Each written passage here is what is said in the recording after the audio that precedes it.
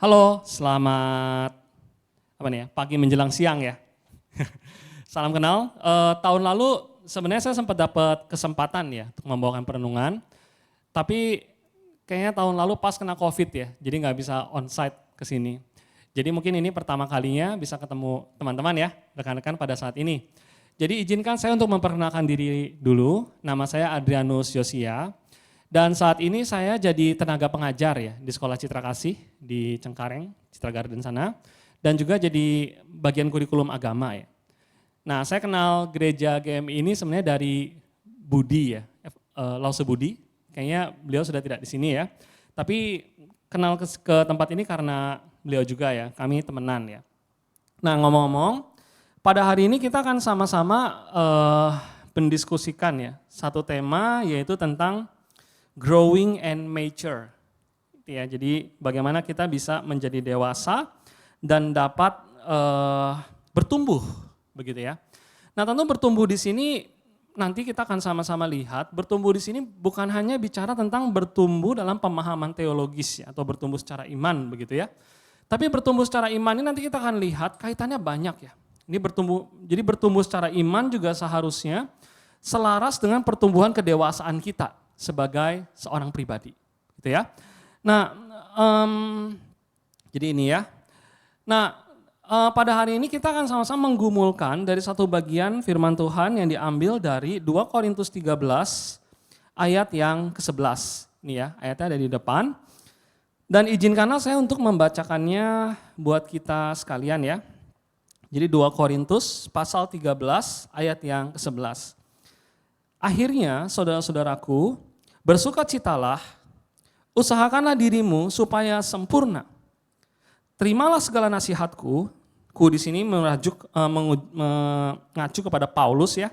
Sehati sepikirlah kamu dan hiduplah dalam damai sejahtera, maka Allah sumber kasih dan damai sejahtera akan menyertai kamu. Nah, bagian yang di highlight merah itu ya, itu akan jadi bagian yang akan kita diskusikan atau kita pikirkan pada saat ini. Pertama-tama saya ingin mulai dengan satu pertanyaan ini ya. Mungkin sepanjang hayat gitu ya. Ada yang dari kecil sampai besar di gereja ini? Ada? Oh, ada ya. Berapa? Berapa orang? Wow, banyak ya. Ngomong-ngomong saya juga dari kecil sampai besar di satu gereja namanya Kalam Kudus di Bandung tapi kayak. Jadi saya bisa membayangkan ya, dan bahkan waktu itu saya suka bercanda ya, saya kan TK, SD, SMP, SMA juga di Kalam Kudus, gereja Kalam Kudus. Kadang saya suka bercanda sama musuh saya ya, musuh buka pemakaman enggak? Sekalian sampai mati gitu ya, bercandaan. Nah tapi terlepas dari itu, seberapa katakanlah sudah cukup lama kita di gereja ini, pernah nggak terpikir? Nah mungkin kita juga sering dengar ya, kamu harus tambah dewasa ya kan, harus banyak baca Alkitab, sudah pernah dengar jargon gitu? Banyak baca Alkitab, ya kan? Doa baca kitab suci, doa tiap hari kalau mau tumbuh. Nah misalnya gitu kan. Tapi pertanyaannya, mengapa kita harus menjadi dewasa? Pernah terpikir pertanyaan ini? Kenapa? Kan gitu ya, jadi kalau misalnya ada yang bilang ke kalian, lu harus banyak baca Alkitab, lu harus bertumbuh. Why? Kenapa? Ya nggak apa-apa ya, kalian mungkin pernah terpikir, pernah enggak, tapi pertanyaan ini akan sama-sama kita gumulkan pada saat ini. Gitu ya, dari perenungan yang akan sama-sama kita bahas pada hari ini ya. Dan sebenarnya ada banyak pertanyaan lain, tapi minimal saya pikir ada 2 pertanyaan yang esensial ya, yaitu yang berkaitan dengan ini, apa kaitan menjadi dewasa? Gitu ya, bukan hanya secara fisik, tapi dengan kehidupan iman kita. Itu pertanyaannya, misalnya. Jadi misalnya contoh sederhananya gini, orang sering bilang, lu harus sering baca Alkitab biar bertumbuh. Tapi apa hubungannya baca Alkitab yang banyak dengan kedewasaan saya? Nah misalnya, itu mungkin pertanyaannya, begitu kan?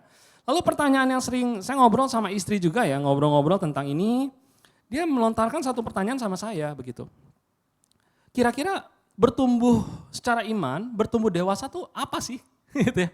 Kriterianya apa sih? Definisinya apa sih? Kita sering bilang kamu harus bertumbuh secara iman, tapi apa itu bertumbuh secara iman? Misalnya, jadi minimal 3 pertanyaan ini kalau saya coba pikir menjadi pertanyaan yang esensial, ya. Pertanyaan yang sangat penting, yang akan menjadi diskusi kita pada saat ini, begitu ya. Oke ya. Nah, saya akan mulai dengan ini ya. Ada yang tahu lagu ini enggak? Tahu ya? IG itu kan, I don't give a shit gitu ternyata singkatannya gitu ya ternyata. Tetapi lagu ini menarik ya. Ada yang semua dengar nggak? Tahu nggak? Oh ya. Bagi saya lagu ini menarik karena lagu ini tuh bagi saya mungkin ya membahasakan apa yang selama ini kita ya, bukan kalian, kita pikirkan mengenai kedewasaan. Ada yang pernah takut jadi makin gede nggak? Terbayang gitu ya, kalau kita sekarang masih kuliah misalnya, masih SMP, masih SMA, papi mami masih support, misalnya begitu kan. Oke lah, mungkin ada sebagian kita yang sudah bekerja misalnya, ngeles-ngelesin, misalnya bisa bayar uang kuliah sendiri, bisa nyicil motor sendiri gitu. Lebih jauh mungkin bisa nyicil mobil, misalnya begitu kan, keren, begitu kan. Tapi setidaknya sampai kita lulus kuliah, minimal ada orang yang support kita. Kalau ternyata nggak ada yang support, sorry ya, itu mungkin berat ya. Dan saya nggak terbayang kalau harus begitu ya. Tapi umumnya bicara tentang sebelum kita bekerja, kita masih disupport. Nah bayangkan sekarang kalau kalian sudah kuliah atau sekarang SMA misalnya ya. Kalau SMA bayangkan nanti kuliah 5-4 tahun lagi kalian harus masuk dunia kerja misalnya. Atau misalnya kalian sekarang masih kuliah begitu kan. Lalu bentar lagi misalnya udah skripsi kan. Sebentar lagi mau masuk dunia kerja misalnya. Kalau yang sudah bekerja ya we're on the same page ya. Welcome to the real world bro atau sis gitu kan. Tapi bayangin begitu ya, begitu masuk dunia kerja segala hal berubah begitu. Tanggung jawab menjadi lebih besar. Yang tadinya mungkin kita disupport jadi nggak disupport lagi misalnya. Makanya mungkin ada betulnya lagu ini dia menangkap kegelisahan kita bahwa menjadi dewasa itu tidak enak sebenarnya. Karena ada tanggung jawab yang tadinya tidak harus kita emban, sekarang jadi harus diemban. Gitu ya. Contoh sederhananya begini, bayangkan ada yang punya anak kecil di rumah, adik atau keponakan gitu ya. Bayangkan ketika dia berlari-lari menyenggol piring, prang, pecah. Apa yang dilakukan? Biasa anak-anak, betul ya? Coba bayangkan kalau kita berlari-lari di rumah lalu piring pecah, perang, apa yang terjadi? Wah gitu ya, perang begitu kan ya, betul-betul perang begitu ya. Tanggung jawab yang betul-betul bertambah. Dan sekarang misalnya saya nggak tahu apakah kalian tertarik juga dengan, apa rekan-rekan kalian tertarik dengan isu global warming misalnya. Sekarang misalnya di media belakangan baru aja diberitakan bahwa kita sekarang bukan global warming lagi. Tapi sekarang kita udah masuk ke global boiling. Ada yang tahu istilah ini? Udah pernah dengar? Baru-baru ini. Jadi bayangkan bahwa generasi kita saat ini, bukan cuman kalian, tapi saya juga, generasi kita saat ini, masa kita saat ini, itu dipenuhi dengan kecemasan dan ketakutan. Karena apa? Menjadi dewasa begitu sebenarnya. Jadi bayangin 10 tahun lagi bumi mungkin bukan jadi tempat yang nyaman lagi untuk ditinggali, begitu, lebih sulit. Akhirnya ketika kita menjadi seorang dewasa, mau gak mau kita harus masuk ke sana. Ngeri, begitu ya. Nah tapi poin yang saya pengen bilang adalah, ini ya di depan dalam kengerian ini, justru tantangannya adalah apa yang Alkitab mau katakan dan apa yang justru mau kita diskusikan pada saat ini, justru kita ditantang, mau tidak mau kita harus menjadi dewasa. Nah tentu harus di sini bukan berarti saya bilang hanya secara fisik ya, tapi betul-betul maksud saya secara teologi Kristen dan juga di sini saya bilang juga alasan praktis ya. Ada 2 alasan yang sebenarnya memang mengharuskan kita mau tidak mau menjadi dewasa. Begitu ya. Nah maksudnya apa? Alasan yang pertama ada di teologi Kristen ya. Jadi ada buku yang bagus juga. Ini rasanya bukunya sudah dicetak ulang. Kalau kalian tertarik bisa cari di Tokopedia ya. Kayaknya Cross and Salvation ini udah dicetak ulang. Memang dalam bahasa Inggris belum diterjemahkan. Tapi yang menarik dalam buku ini di satu bagian ya, satu subbab tentang Ordo Salutis. Kalian pernah dengar Ordo Salutis? Ada yang pernah dengar? Enggak? Lu pada baca apa aja sih? Bercanda. Tapi poinnya adalah Ordo Salutis itu sebenarnya memang ada Ordo Salutis itu sebenarnya kayak gini ya. Jadi kalau misalnya ditanya, kira-kira langkah-langkah apa yang misalnya orang Kristen itu harus dapatkan misalnya. Jadi ketika jadi orang Kristen misalnya, dari dia lahir sampai mati, kenal Kristus, kira-kira ada langkah-langkahnya enggak misalnya. Nah Ordo Salutis atau langkah keselamatan ini banyak modelnya ya. Ada yang punya Roma Katolik, kayak bisa cross check lah, di googling aja ya model-modelnya. Jadi yang metodis saya rasa ada juga modelnya. Tapi yang saya tertarik, di sini saya ambil yang Reform punya ya, gitu ya. Nah yang menarik di yang Reform punya, ada ini. Jadi pertama, seseorang itu dipilih Allah terlebih dahulu, setelah dipilih dia dapat panggilan efektif ya.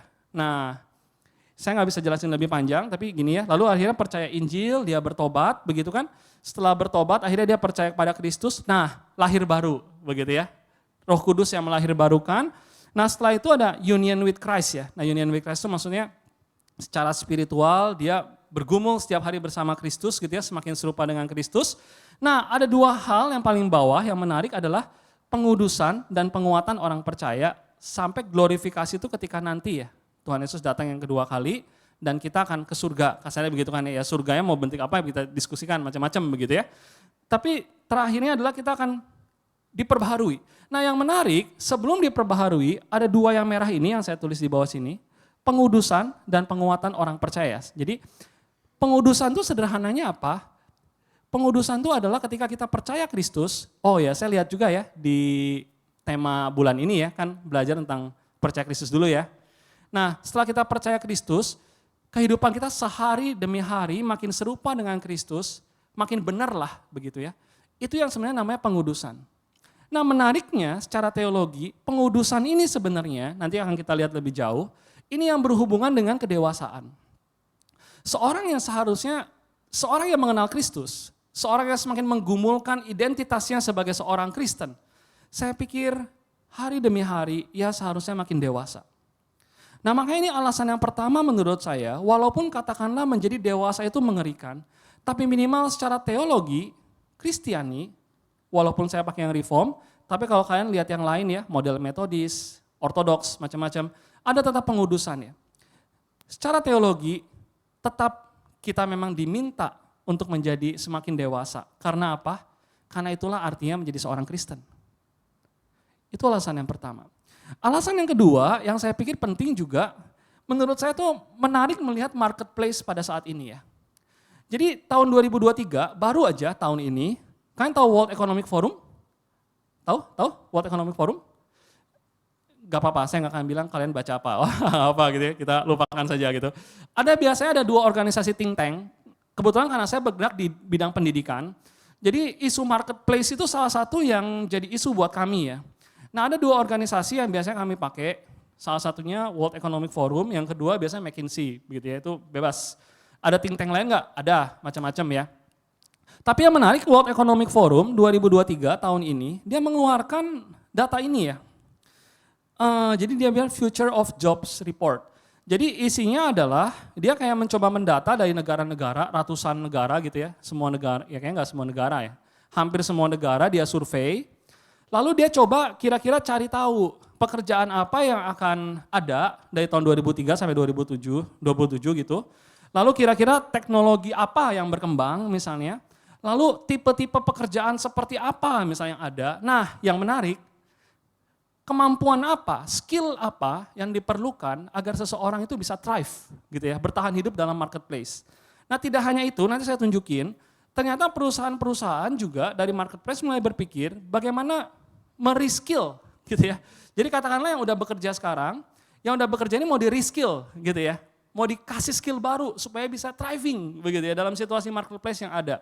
Nah, data yang menarik, jadi khusus yang ini saya ambil, khusus Indonesia. Jadi kalau kalian bisa cari nanti googling aja gitu ya, World Economic Forum 2023 ini, bisa diunduh gratis, kalian bisa cek. Di bagian indeksnya ada tentang Indonesia, nah data-data ini saya ambil di situ, oke ya. Jadi semua yang saya tunjukin di sini khusus tentang Indonesia, oke. Nah yang menarik adalah, kalau tadi kita bicara tentang masalah global warming atau global boiling, ternyata berdasarkan survei dari World Economic Forum, memang isu ini ya, tuh ya, green transition misalnya. Jadi pekerjaan itu kan mulai ada gimmick-gimmick sekarang, betul ya? Sustainability, kan pernah dengar itu? Gitu ya. Save the earth gitu kan. Paperless, itu kan. Mulai green transition begitu kan. Ternyata memang itu jadi arah gerakan dunia saat ini.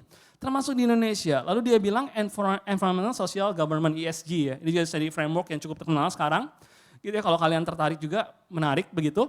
Lalu ada ini ya, focal environment. Jadi lihat ya, social issues. Jadi memang bicara tentang global warming, ini jadi highlight juga begitu ya oleh World Economic Forum. Nah, poin utamanya bukan di sini, ini cuman selintas lalu aja. Bagi saya yang menarik adalah ini ya, data ini data Indonesia ya. Jadi yang sebelah kanan ini populasi dunia, demand-nya bagaimana, yang sebelah kiri ini yang di Indonesia ya. Jadi ternyata skill-skill yang diperlukan ternyata ada 3 ini ya, ethics. Walaupun cuma 3%, tapi ethics udah masuk skill penting tuh, misalnya di job market. Lalu misalnya self-efficacy ya, bagaimana seseorang tuh bisa mengarahkan dirinya ya, self-leadership misalnya. Menentukan dia mau ngapain, ada 22% ya lihat. Nah yang menarik, working with others. 3 skill ini ternyata menjadi core skill yang penting bagi World Economic Forum, supaya setiap orang misalnya dapat bertahan dalam job market dari tahun 2023 sampai 2027. Tentu nanti 2027 ada laporan yang lain, begitu ya. Tapi setidaknya dari prediksi dia, ini hal yang penting. Lalu berikutnya yang bagi saya menarik juga, nah ini ya, lihat ini. Jadi waktu ditanya, perusahaan itu bakal nge-reskill apa si karyawannya? Ngomong-ngomong salah satu yang diwawancara ini ya, untuk yang di Indonesia, perusahaan besarnya itu BNI kayaknya, BUMN ya. Saya nggak cek perusahaan lain, tapi ada. Tapi lihat di sini ya, leadership and social influence, dari kepemimpinan, resilience, flexibility and agility, ya kan? Terus curiosity, gitu ya, itu rasa ingin tahu, lifelong learning. Nah, environment stewardship-nya itu isu lain ya. Tapi akan kita bahas sedikit. Tapi coba perhatikan, ternyata bicara tentang job market. Nah, menurut versi WF begitu, dia tidak hanya bicara tentang intelektual. Perhatikan ini ya, ini menarik. Hal-hal yang dibicarakan di sini, yang dibicarakan tentang skill-skill ini, bagi saya ini berhubungan dengan diri kan. Oke ya, dan bicara tentang leadership misalnya. Bicara tentang katakanlah tadi ya, self-efficacy, punya tujuan hidup misalnya. Mau ngapain? Bisa kerjasama dengan orang lain, berarti bisa kerjasama dengan orang lain itu maksudnya apa? Berani berkonflik misalnya. Bukankah itu semua berhubungan dengan kedewasaan? Bisa nangkap maksud saya? Jadi 2 hal ini menurut saya yang membuat mau tidak mau terlepas dari kita tidak mau menjadi dewasa. 2 hal ini, alasan praktis dan alasan teologis memaksa kita memang mau nggak mau kita harus dewasa. Kalau enggak, bubar bisa jadi begitu. Tentu saya nggak menakut-nakutin ya, saya nggak bilang bahwa ketika kita katakanlah nggak mau jadi dewasa, lu nggak bisa hidup, ya nggak tahu juga kan nasib orang nggak ada yang tahu ya begitu. Tapi minimal secara gambaran umum, mau nggak mau kita memang harus belajar jadi dewasa. Nah sekarang pertanyaannya, lalu menjadi dewasa itu apa begitu kan? Kalau udah dari sini kelihatan ya udah, kalau udah gini kan selesai kelihatan ya udah kita pulang gitu ya. Tapi pertanyaannya yang saya mau coba angkat sekarang adalah bagaimana kita bisa melihat bahwa dari Alkitab itu seperti apa perspektifnya. Tentu menjadi dewasa itu luas ya, luas sekali. Banyak yang bisa digali. Tapi kali ini kita mau menggali sedikit aja dari teks yang tadi kita baca. Apa artinya menjadi dewasa? Oke ya, nah mari kita kembali melihat. Nah sekarang kita lihat teksnya ya. Ini, akhirnya saudara-saudaraku yang tadi sudah kita baca, bersukacitalah, usahakan dirimu supaya sempurna. Terimalah segala nasihatku, sehati sepikirlah kamu, dan hiduplah dalam damai sejahtera, maka Allah sumber kasih dan damai sejahtera akan menyertai kamu. 2 hal yang merah ini akan menjadi poin kita yang akan kita gumulkan. Apa artinya menjadi dewasa versinya Korintus? Sekali lagi, isu menjadi dewasa itu luas sekali ya. Saya nggak akan bisa mengcover semua, tapi minimal kita bisa mencoba mendulang kira-kira hikmat apa yang ada dari 2 Korintus. Oke ya? Nah yang pertama istilah sempurna. Mungkin kalau kita mikir istilah sempurna, udah pada keder dulu ya. Gile harus sempurna. Sempurna itu artinya apa? Tidak ada cacat. Gitu ya. Tidak ada cacat artinya apa? Tidak ada kesalahan sama sekali gitu kan. Begitu ada satu kesalahan aja tidak sempurna. Wah gitu kan. Nah tapi yang saya pengen bilang terjemahannya sebenarnya kurang tepat. Begitu ya. Nah ternyata kalau kita melihat kata aslinya, nggak usah dibaca, pokoknya itu ya, begitu ya. Yang menarik dari kata aslinya, jadi kalau bahasa Yunani itu mirip bahasa Inggris ya. Jadi dia ada pasif, ada tensisnya begitu ya, ada tensis waktunya. Dan secara singkat yang saya pengen bilang, dia itu semacam verba, present, pasif, imperatif. Nah itu yang menarik, pasif, begitu ya. Dan dia ada istilah yang disebut present itu artinya apa? Terus menerus. Makanya sebenarnya kata sempurna di situ, kalau misalnya dibilang, usahakan dirimu sempurna, begitu kan. Menurut saya terjemahan lebih tepat harusnya usahakan dirimu agar terus menerus mau disempurnakan. Sekali lagi ya, jadi bukan kamu harus sempurna, memang itu perintah, tapi lebih tepatnya adalah kamu harus terus menerus mau disempurnakan. Jadi menarik kan terjemahannya kan ya. Bahwa ini akhirnya sekali lagi berbicara tentang apa yang Paulus mau katakan menurut saya dalam bahasa sederhananya. Nah, pernah dengar istilah growth mindset misalnya? Wah, gitu kan? Mau terus bertumbuh, mau terus diomongin misalnya, mau terus belajar. Nah, sekarang pertanyaannya, emang ada apa sih? Apa spesialnya di surat 2 Korintus kan? Sampai Paulus ngomong begini. Kalau saya bisa kasih highlight sedikit, nah disempurnakan oleh apa? Ini kan pertanyaannya kan? Growth mindset itu dalam hal apa? Nah, saya udah daftarin. Bisa percaya nggak percaya, bisa koreksi juga. Kalau kalian nanti nggak sepakat, bisa juga gitu ya. Challenge nggak apa-apa. Cuman yang saya pikir, kalau kita membaca secara survei ya, 2 Korintus. Jadi ngomong-ngomong, 2 Korintus pasal 13 ini kan kayak penutup surat ya. Gitu ya. Ada yang pernah main surat-suratan di sini? Kalau pernah main berarti kita sejaman. Gitu ya. Tanpa bermaksud menghina begitu. Tapi penutup surat biasanya kan menjadi kesimpulan akhir ya, begitu ya. Berarti kalau ada penutup surat, sebelum-sebelumnya Paulus sudah pernah ngomong sesuatu, kan begitu ya. Nah, surat Korintus, nah ada yang bilang ini 3 Korintus, kalau kalian tertarik bisa juga jadi isu, tapi ini dijadikan 2 Korintus. Nah, surat Korintus ini kayak suratnya Paulus ke jemaat Korintus, dan jemaat Korintus kayak mega church, begitu ya, dia jemaat besar. Jadi makin besar jemaatnya, makin besar gerejanya, makin ada banyak masalah, ada amin? Oke, nggak usah dilanjutin, gitu ya, nggak usah dilanjutin. Oke, nah jadi makin banyak masalah dan makin kompleks. Nah makanya si Paulus itu kayak berusaha menunjukkan gitu ya, dia kayak jadi ada bersurat gitu ya, ada orang ngomong sama dia ada masalah ini nih, Pau ada masalah ini gimana dong? Dia kirim balik begitu ya. Nah ini usulan gua nih buat lu, misalnya begitu. Nah ternyata usulan-usulannya banyak. Misalnya di sana ada problem konflik sama jemaat, begitu ya. Di surat Korintus ya, di gereja ini enggak, kayak gitu kan, ada konflik. Lalu ada penderitaan ya, Paulus bahas penderitaan, dia menderita, penakaran, segala macam begitu. Lalu ada pembelajaran kerendahan hati, Paulus bahas itu juga, pelayanan, kemurnian hati, kepedulian dan pergulatan batin ya. Jadi sebenarnya maksudnya gini, menurut saya yang menarik insight-nya adalah belajar dari apa yang Paulus katakan kepada jemaat di Korintus. Berarti sebenarnya Paulus tuh pengen ngomong apa ketika dia ngomong harus kamu tetap mau terus sempurna katanya, mau belajar sempurna.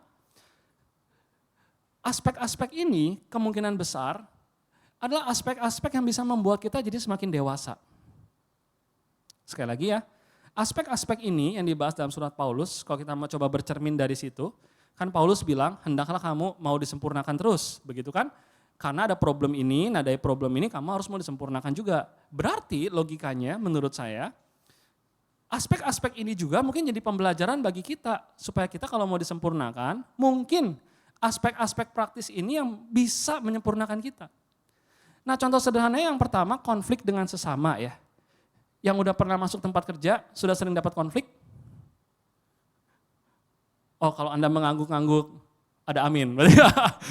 Tempat kuliahan, Anda pernah masuk organisasi dan dapat konflik? Pernah? Pernah? Wih, gimana rasanya? Menarik, menantang, atau menyebalkan? Gitu kan ya.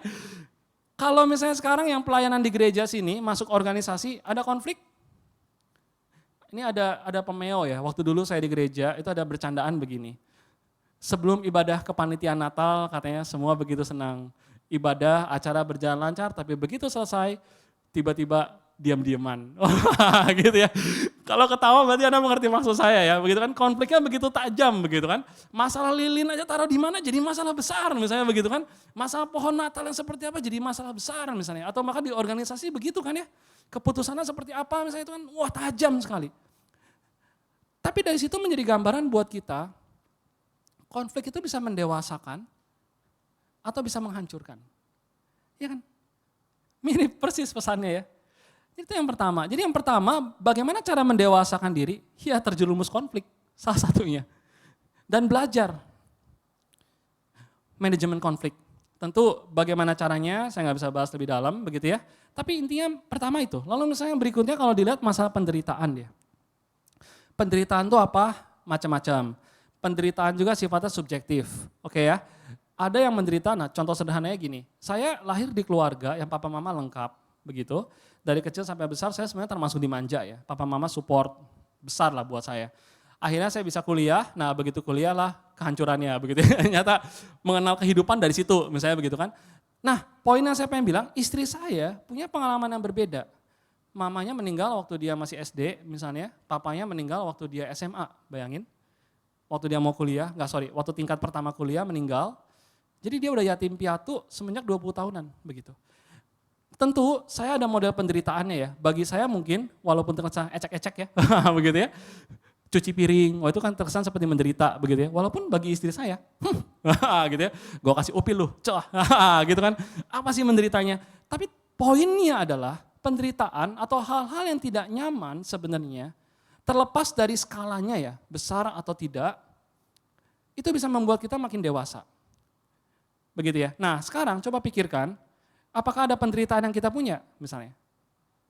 Nah penderitaan ini juga biasanya berhubungan dengan konsistensi yang kita lakukan. Misalnya kan, bayangin misalnya tinggal di Jakarta Timur, kuliah di Jakarta Barat, naik motor, wah mampus gitu kan ya, jauh benar begitu kan. Ya selamat deh misalnya kuliah atau tinggal di Jakarta Utara, naik motor, kuliah di Depok. Wah mending kos misalkan ya, wassalam begitu kan ya. Tapi minimal penderitaan itu sadar atau tidak sadar dengan konsistensi yang kita lakukan setiap harinya, itu mungkin membentuk ya. Makanya kalau ditanya, apa aja yang bisa membuat kita dewasa? Penderitaan. Dalam arti itu ya, tentu ini loose ya, saya nggak bisa bahas lebih detail lagi. Nah pembelajaran akan kerendahan hati misalnya, ketika kerja, performa kita udah baik menurut kita, bos tidak reken. Wah misalnya gitu ya, teman kita yang ongkang-ongkang kaki, dapat penghargaan. Wah kan, nyebelin benar misalnya kan, yang mahasiswa buat paper ya kan, buat paper kan udah setengah mati, buat layout, bermalam-malam bergadang, tiba-tiba dosen caplok nama, plok, mampus, gitu kan, wassalam lagi kan, begitu ya. Jadi bayangin kerendahan hati ya, problem ingin diakui atau tidak. Ngomong-ngomong, dosen caplok tadi salah ya, itu salah bagaimanapun begitu ya. Tapi poinnya adalah ketika kita memang mendapatkan ketidakadilan yang berhubungan dengan harga diri misalnya, itu jadi pembelajaran juga. Jadi poinnya ini ya, saya nggak bahas lebih detail, tapi saya cuma kita pengen melihat sekarang apa ya, ide apa tuh ya yang kira-kira bisa membuat kita bertambah dewasa ya. Dan kalau misalnya ditambah lagi pelayanan, tadi saya udah jelasin begitu ya. Nah pergulatan batin untuk hidup kudus yang terakhir, jadi kalau kita baca pergumulannya Paulus tuh begitu tuh, gitu ya, dia punya pergumulan tuh. Pernah nggak kita punya semacam siksaan batin ya, aduh gue kok berdosa terus, aduh misalnya gitu ya.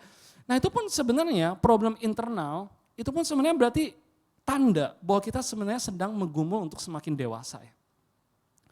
Gak ada kesempatan untuk bahas lebih jauh, tapi poinnya adalah hal-hal ini mungkin kalau ditanya apa yang bisa membuat kita jadi dewasa, mungkin hal-hal ini.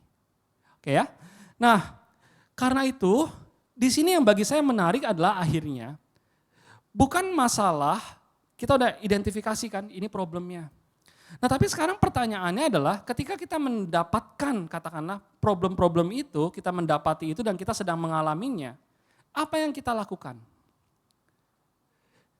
Setiap hal yang terjadi itu merupakan momen yang mana kita bisa belajar menjadi dewasa.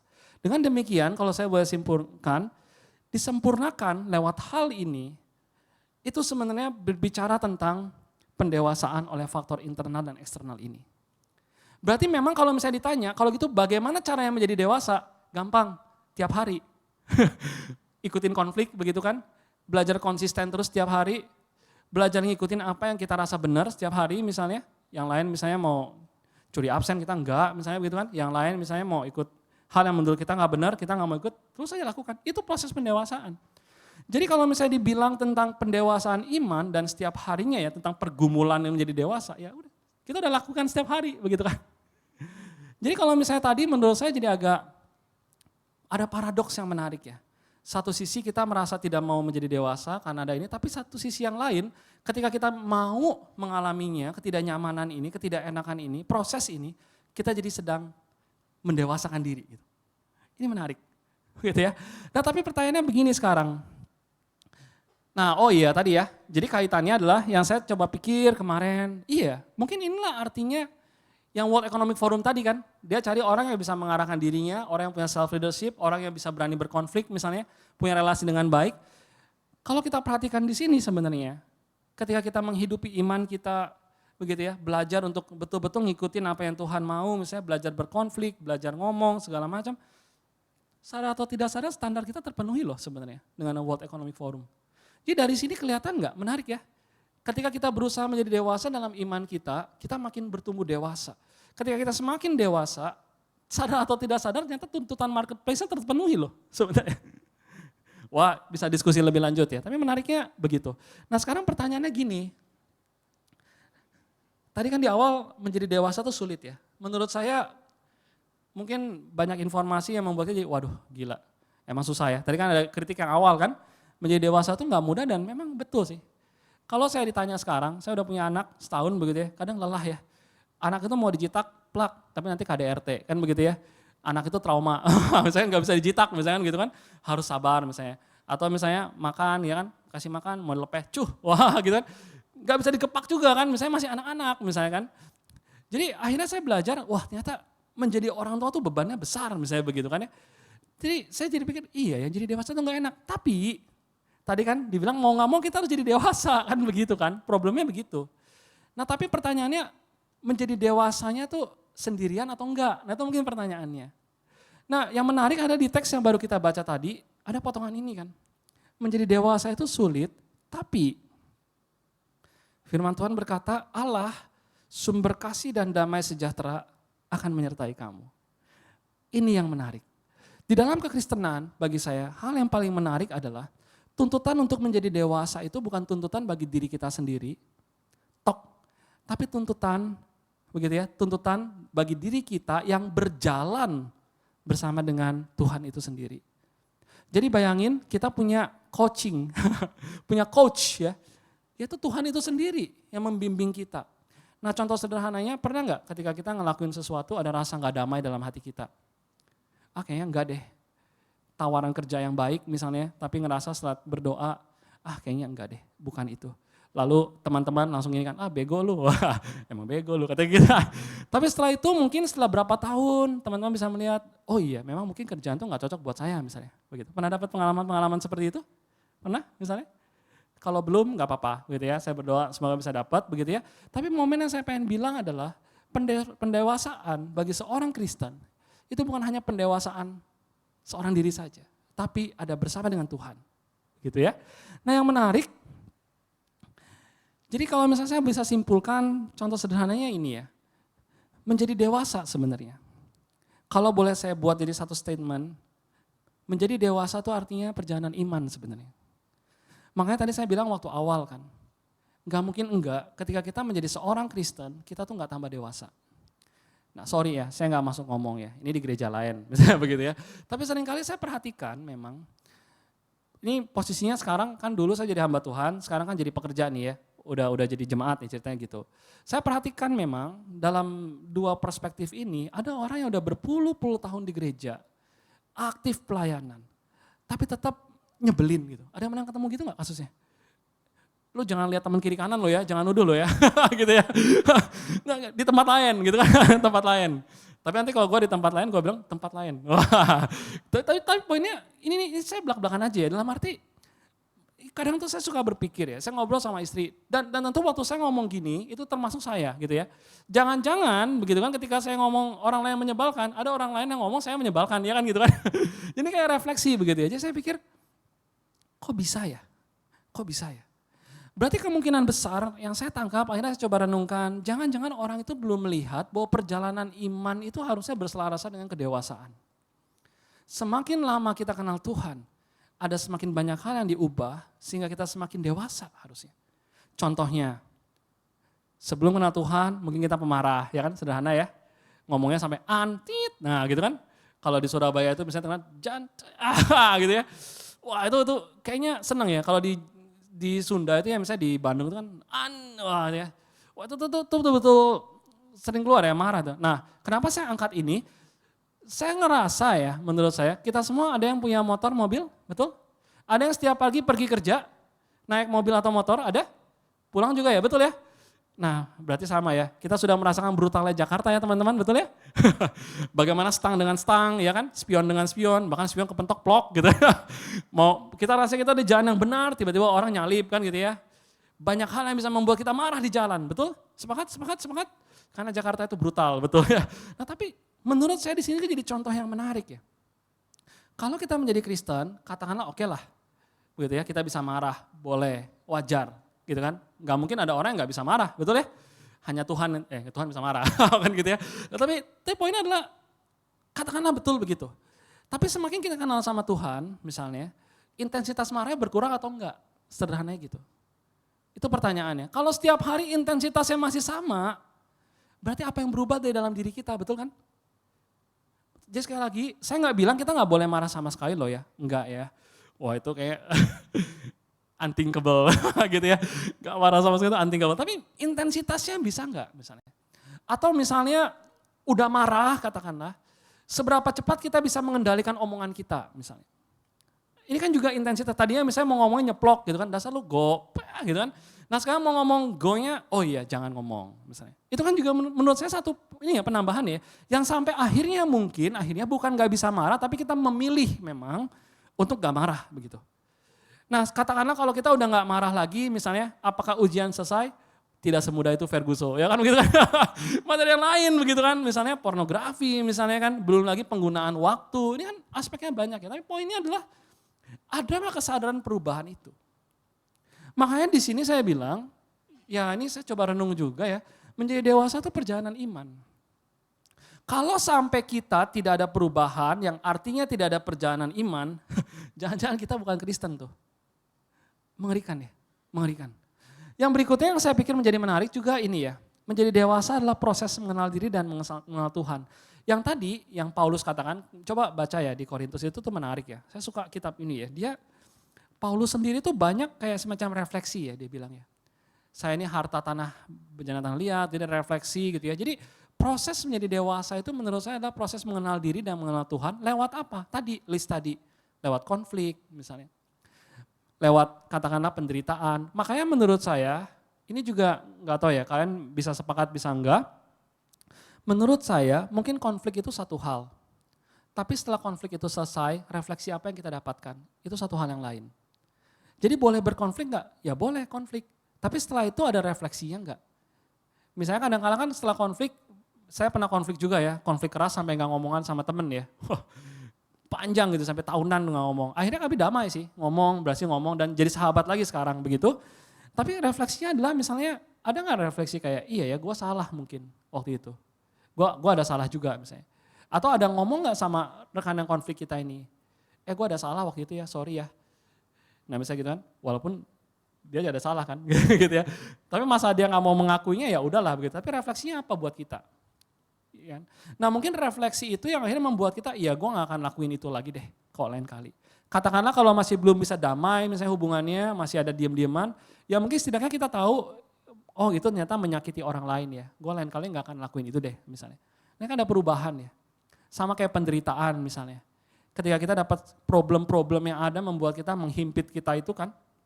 Nah pertanyaannya setelah terhimpit itu refleksi apa yang kita punya tuh. Misalnya kalau ada orang lain yang naik motor juga misalnya sekarang naik mobil. Nah mungkin kita jadi lebih bisa memahami kan orang yang naik motor misalnya. Oh ya kenapa ya dia ngambil keputusan itu misalnya. Jadi lihat ya pendewasaan itu kan menumbuhkan empati ya. Kedewasaan juga menumbuhkan self leadership tadi ya. Kontrol diri. Penguasaan yang lain-lain begitu ya. Dan ini semua berakar menurut saya dari kekristenan ya. Ya tentu saya ngomongin karena kita orang Kristen begitu kan ya. Jadi Allah itu sendirilah yang jadi mentor kita sehingga kita makin tahu tuh lama-lama tuh poin apa yang harus gua perbaiki dari diri gua ya. Nah sekarang kaitannya dengan World Economic Forum tuh saya jadi ingat begini ya. Tantowi Yahya ya, tahu ya? Yang sejaman sama saya pasti tahu. Wah gitu ya. Dia penyiar kondang beken dulu ya. Sekarang jadi dubes kan. Jadi dubes Selandia Baru rasanya ya. Wah pokoknya beken ya. Nah konon, ini saya kurang tahu ya. Saya coba cari di internet gitu ya. Kok nggak ada ya kisahnya. Tapi konon, Tantowi Yahya itu pernah bilang, dia pernah ditanya gini sama wartawan. Kira-kira kriteria kesuksesan itu seperti apa sih? Nah itu pertanyaannya gitu. Tantowi Yahya itu bilang 2 katanya. Yang pertama, kalau lu mau sukses, katanya lu harus punya kesempatan. Yang kedua, lu harus punya kemampuan. Dia bilang gitu. Ya. Orang yang punya kemampuan tapi nggak punya kesempatan, ya itu sial ya. Maksudnya gitu kan, nggak bisa masuk juga kan, karena dia nggak punya kemampuan untuk menunjukkan dirinya siapa. Tapi sebaliknya, seseorang yang punya kesempatan, privilege lah, misalnya begitu kan, dia punya kesempatan tapi nggak punya kemampuan, dia nggak bisa sukses juga. Karena kita harus akui ya, dalam tempat kerja atau kadang bahkan di tempat sadar atau tidak sadar memang kapasitas itu penting, begitu ya. Isi orang itu penting, dalamnya begitu ya, kemampuannya orang. Nah dia bilang suksesnya gitu. Nah mari kita sekarang membayangkan proses bertumbuh ya. Katakanlah sekarang di luar yang orang lain tahu ya. gitu ya. Saya nggak tahu seberapa dekat teman-teman, tapi bagi saya kalau saya coba refleksikan, pertumbuhan seseorang itu nggak semua orang bisa lihat, betul ya? Misalnya sekarang, siapa sih yang mau ngitungin marahnya kita gitu kan? Lu udah marah berapa kali hari ini? Misalnya gitu kan. Mungkin maksud saya adalah, nggak semua orang di sini, bahkan sebelah-sebelah, teman terdekat sedikit pun tahu perkembangan emosi kita. Oke ya. Jadi sebenarnya ketika bicara tentang menjadi dewasa, itu sebenarnya satu proses diri yang mungkin hanya kita dan Tuhan yang tahu. Kalau ada teman kita, ada komunitas yang tahu tentang itu, bersyukurlah menurut saya. Itu berarti kita bisa ketemu komunitas yang dipercaya ya. Dan memang harapannya gereja bisa jadi begitu kan. Nah kenapa gereja tidak begitu, kalau misalnya tidak begitu ya udahlah ya, itu mungkin problem lain lagi begitu kan. Itu diskusi yang menarik juga yang lain. Nah tapi poinnya adalah berarti ketika kita berusaha untuk ini ya, membuat diri kita menjadi dewasa atas pertolongan Tuhan, menurut saya di situ yang namanya kita sedang menambahkan kemampuan.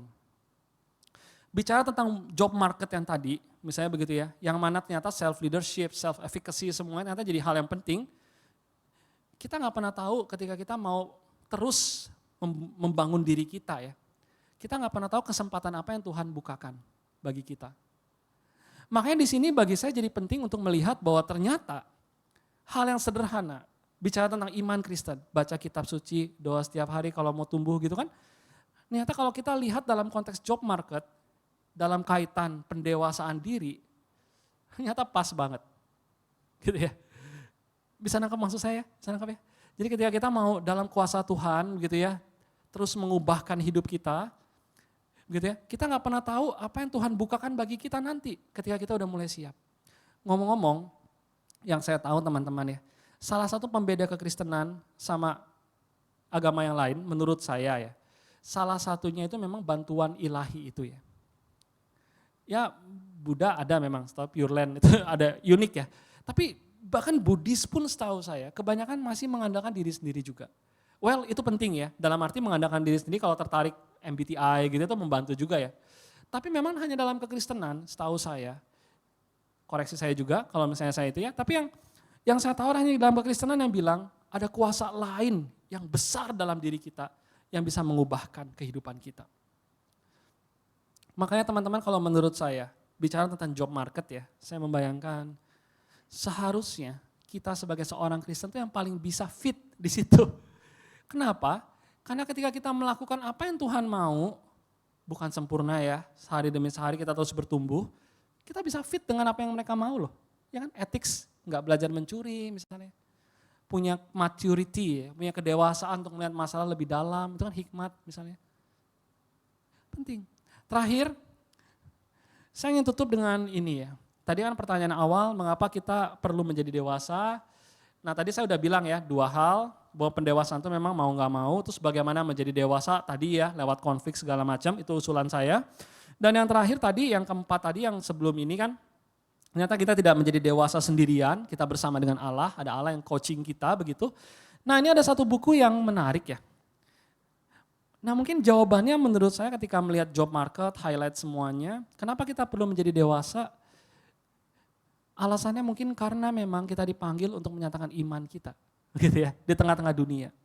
Dan bagaimana cara menyatakan iman kita di tengah-tengah dunia, menjadi orang dewasa dalam marketplace misalnya. Nah ini buku ini menarik, dia Miroslav Volf ini dosen di Yale Divinity School, dan dia bikin satu buku namanya Public Faith ya. Jadi bagaimana kekristenan itu orang-orang Kristen bisa menunjukkan imannya. Nah dia kasih dua gambaran menarik ya. Dia bilang ada momen kembali, momen naik, momen turun dia bilang. Nah momen naik itu artinya apa? Momen dimana kita tuh merasa ekstasi rohani. Pernah gak ngerasa waktu doa kayak ada deket sama Tuhan? Pernah dengar? Pernah rasa begitu gak?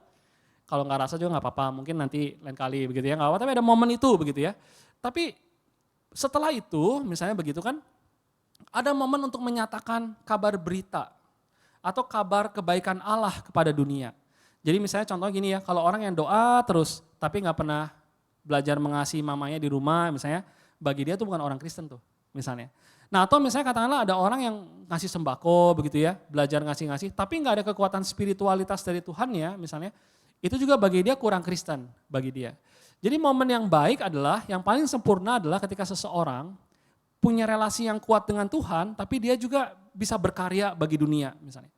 Nah itu tuh poin yang dia pakai ya, itu menarik ya. Nah jadi kalau misalnya ditanya mengapa kita harus menjadi dewasa, mungkin sederhananya ya karena kita mau jadi saksi bagi dunia. Lewat yang tadi ya, pembahasan Korintus tadi. Lalu yang berikutnya yang kedua, kenapa kita harus menjadi dewasa? Karena ini bagian dari pengudusan kita. Yang tadi saya bilang di awal ya. Mau tidak mau, suka atau tidak suka, menurut saya sebagai seorang Kristen, kita memang harus menjadi dewasa. Karena ini bagian pengudusan kita. Makanya saya pernah ingat ada orang yang bilang jadi orang Kristen gampang banget ya. Percaya Tuhan, tinggal percaya masuk surga. Nah dalam hati kan, lu coba dulu dah gitu ya. Lu coba dulu, gitu. Lu coba dulu gitu kan. Lihat, setelah lu coba baru ngomong begitu. Jadi orang Kristen mau gak mau harus jadi dewasa. Dan dampaknya apa? Besar ya, kalau tadi kita lihat ya. Nah terakhir saya pengen tunjukin 4 foto ya. Nah ada yang tahu ini gak? Foto ini. Ada yang tahu gak? Tahu gak? Lu pada baca apa? Bercanda. Ini Yohanes Latuhar Hari. Ada yang tahu gak? Latuhar Hari tahu? Jadi ini nih isunya gini belakangan. Jadi 4 tokoh terakhir dan ini sesi terakhir ya. Jadi Latuhar Hari ini pernah tahu gak? Pancasila itu pernah ada 7 kata sakral yang dibuang. Kan ketuhanan yang Maha Esa berdasarkan syariat Islam. Betul itu kan ya? Nah Latuhar Hari ini yang betul-betul berdebat keras waktu itu. Kayaknya waktu itu seingat saya sama kakeknya Gus Dur apa? Saya lupa ya. Tapi betul-betul berdebat keras sampai akhirnya yang kata itu dihilangkan. Jadi waktu itu seingat saya Latuhar Hari sampai bilang, kalau kata itu ada, Maluku sama Papua keluar dari Indonesia. Wah dia bilang gitu. Ini ya, bagian timur keluar. Nah karena gak bisa, nah gitu ya. Akhirnya dicabut gitu ya. Dia tuh orang pinter loh pada zamannya ya, begitu ya. Orang yang keren begitu ya. Nah berikutnya ini, tahu nggak? Tahu nggak siapa? Tahu nggak? Ayo. Yohanes Leimena, pernah dengar nggak? Yohanes Leimena, pernah?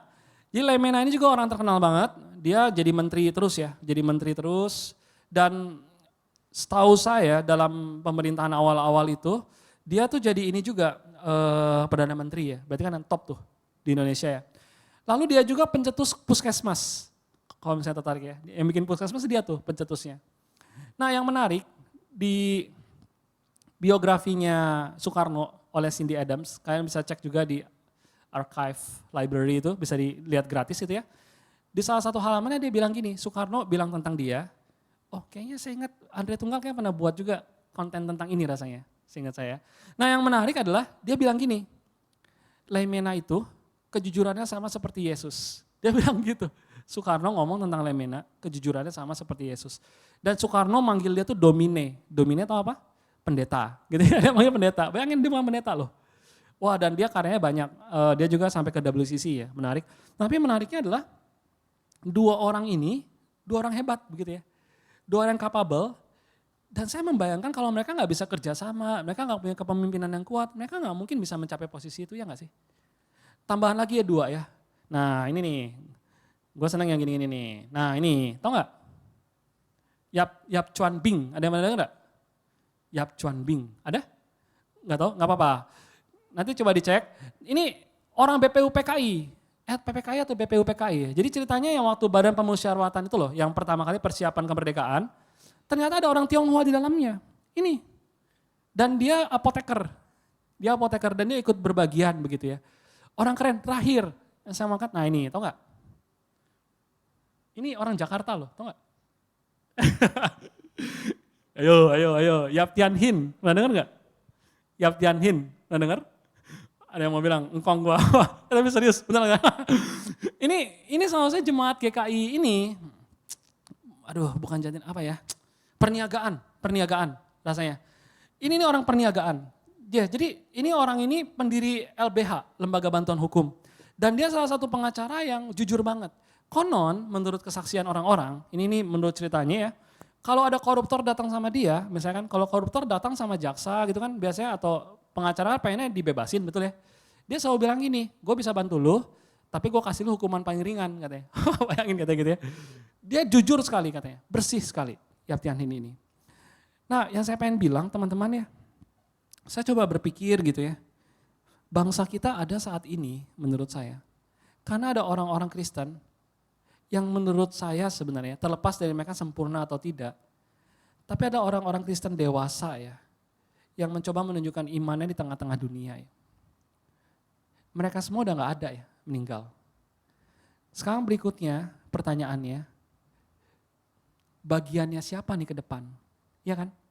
Bagian kita, saya pikir. Kiranya Tuhan memberikan kita kekuatan ya, untuk sama-sama betul-betul menggumulkan arti kehidupan kita di hadapan Tuhan. Dan kiranya Tuhan juga terus memberikan kita kekuatan untuk semakin dewasa ya, hari demi hari. Mari kita bersatu dalam doa. Ya Tuhan, terima kasih untuk hari ini. Kiranya Engkau yang menyertai kami. Dan sekarang saya minta waktu kita untuk sama-sama merenung, merefleksi. Dan saya akan lanjutkan doa ini untuk menutup firman pada hari ini. Saya akan ambil waktu dan mengambil refleksi.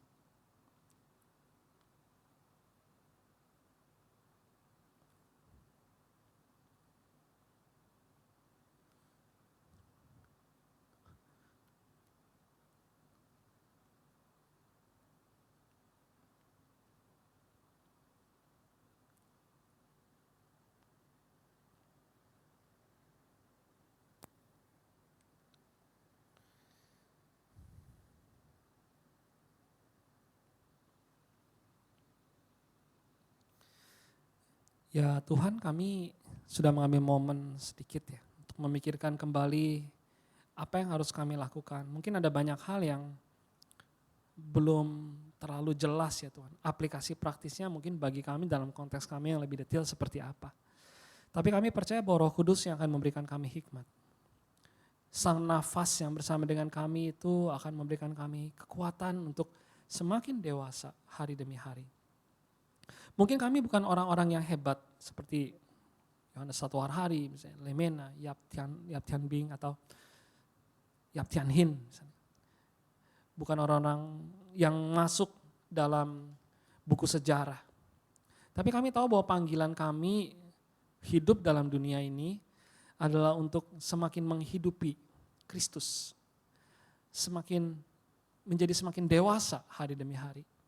Sehingga orang-orang di sekitar kami dapat merasakan betapa sejuknya rasa air kehidupan yang terus memancar lewat kehidupan kami itu. Tuhan, jadikan kami saksimu dimanapun kami berada. Dan kiranya refleksi kami tadi itu yang mungkin kau mengingatkan sesuatu apa yang harus kami lakukan. Atau mungkin dalam refleksi kami tadi itu kami diingatkan juga mungkin kira-kira hal-hal apa yang harus kami perbaiki dalam diri kami. Kiranya Tuhan yang berikan kekuatan. Dan Tuhan yang terus paksa kami untuk menjadi semakin dewasa hari demi hari. Memohon belas kasihan dan pertolongan-Mu ya Tuhan, demi nama Tuhan Yesus kami berdoa. Amin.